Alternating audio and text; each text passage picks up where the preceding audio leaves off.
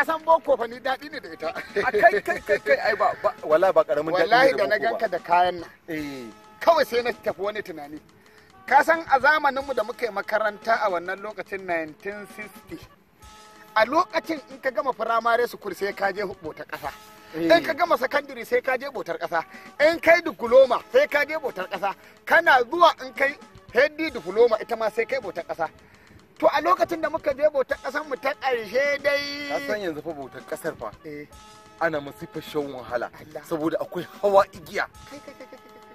Hawa igiya sosai nake gaya ma. Kai ai da ka tana hawa igiya nan ka san mu a farkon digirin mu ta farko ina ga mu dai a wannan lokaci dai raƙumi ne ke hawa igewaya da kai in ya gewaye da kai ya gewaye da kai don a lokacin igiya aka ɗaura ta tun daga ƙasar nan ta Najeriya har Sudan.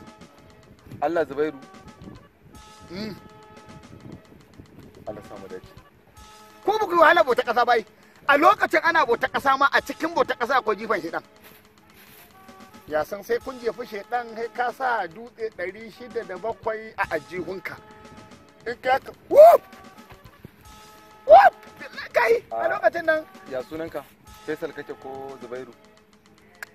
Ku da boko ma da Allah ba mu sa'a. Da kuka yi bokon ta banza da wani ni yanzu lokacin da na yi boko dictionary 6 na rubuta da kaina. Da yes da no da individual da square da come da out duk tare muka yi karatu a Ingila. Yawan ƙarar banza da wani kayan yakin ka a jiki ma. Mu a lokacin mu fa babban riga ake yawan wata ƙasa da ita. Allah.